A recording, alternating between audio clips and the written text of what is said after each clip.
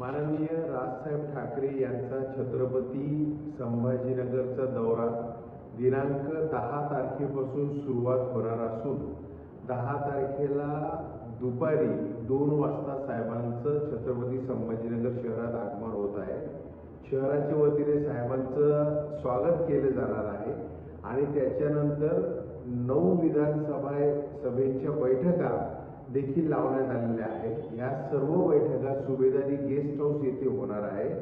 तरी सर्वांना विनंती आहे की मोठ्या संख्येने पदाधिकारी आणि कार्यकर्त्यांनी या बैठकीसाठी उपस्थित राहायचं आहे।